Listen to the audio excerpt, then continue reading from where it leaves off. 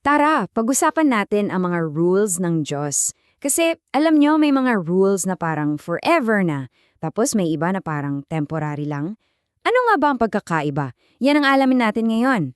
Ayan, magandang tanong yan, di ba? Kasi napakaraming rules sa Bible. Lahat ba yon? Kailangan pa rin nating sundin ngayon? Ito yung pinaka-core ng pag-uusapan natin. At para masagot yan, kailangan nating bumalik sa pinakasimula.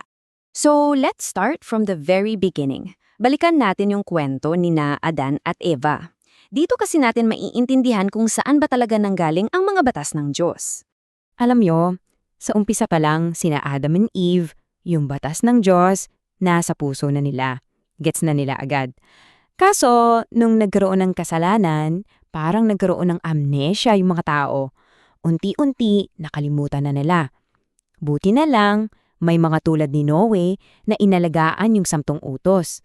Si Abraham din, sinunod niya. Pero pagdating ng panahon sa Ehipto, grabe, daan-daang taon silang alipin.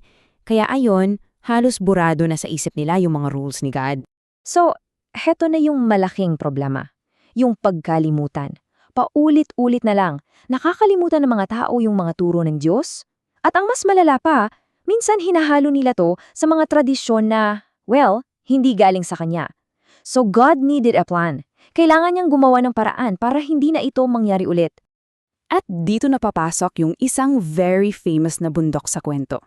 Dito na nag-decide ang Diyos na, okay, kailangan kong gawing super-duper clear at permanent yung pinaka-importante kong rules.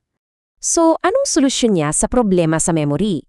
Ayon, dahil nga madaling makalimot yung mga tao, hindi na niya inasa sa isip lang nila. Ang ginawa niya, isinulat niya mismo sa mga tapyas ng bato. Imagine that! Written in stone para siguradong hindi na mabubura o mabagago o makakalimutan kailanman. At ito na nga yung tinatawag nating forever rules, ang 10 utos. Bakit forever? Simple lang, kasi ito yung nagpapakita kung sino ang Diyos, ito yung karakter niya, yung pag-ibig niya. Kaya ito na nga to, hindi para sa isang panahon lang, para sa lahat ng tao at para sa lahat ng panahon to. Timeless, kumbaga. Okay, pero teka lang, hindi pa dyan nagtatapos. May iba pa kasing mga rules na binigay ang Diyos kay Moises. Pero itong mga to, iba yung purpose. Hindi sila forever rules. May special assignments sila, ika nga. At ito na nga yung tinatawag na batas seremonyal. Para madaling maintindihan, isipin nyo na lang na parang mga signpost o karatula sila sa isang long road trip. Ano bang trabaho ng signpost? Itinuturo ka niya sa pupuntahan mo, sa destination mo. Pero hindi yung signpost mismo yung destination, di ba? Gabay lang sila. Oh, heto pa isang magandang comparison. Parang movie trailer. Sobrang ganda, no? Bago pa man dumating si Jesus, yung mga sakripisyo, yung mga seremonya, parang nagbibigay na sila ng coming soon o preview kung anong gagawin niya. Ipinapakita na nila kung paano ililigtas ng bida yung lahat. So dito, sobrang linaw ng pagkakaiba, di ba? Yung forever rules, yung 10 utos, isinulat mismo ni God sa bato kasi yan yung character niya, hindi nagbabago. Yung pointing rules naman, sinulat lang ni Moises sa isang libro, pansamantala lang talaga. Kasi parang anino lang sila. Nung dumating na yung tunay na tao si Jesus, hindi na kailangan yung anino. Alright, ngayon, bukod sa mga rules, meron ding 2 super important na pangako o covenants kung tawagin na ginawa ang Diyos. Importante ito kaya pag-usapan natin.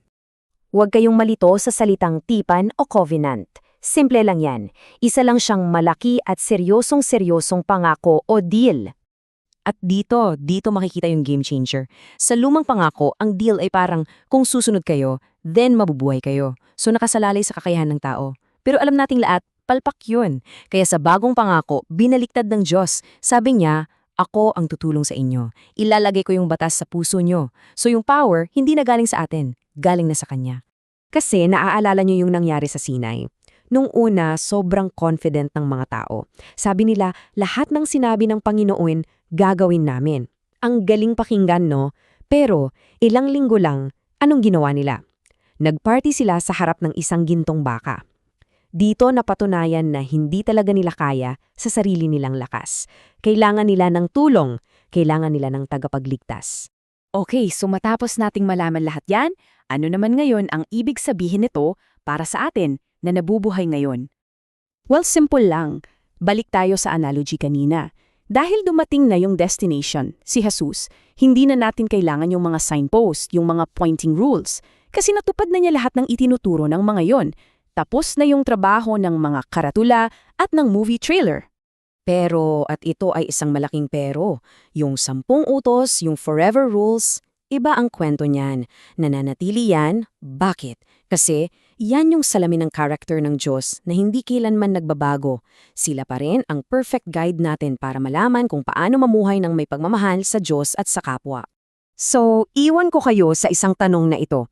Kung ang bagong pangako ng Diyos ay tulungan na tayo mula sa loob sa pamamagitan ng kanyang espiritu, ano kaya ang epekto nito sa pagsunod natin sa mga rules niya sa panlabas? Paano nito binabago ang lahat? Isang magandang bagay na pag-isipan.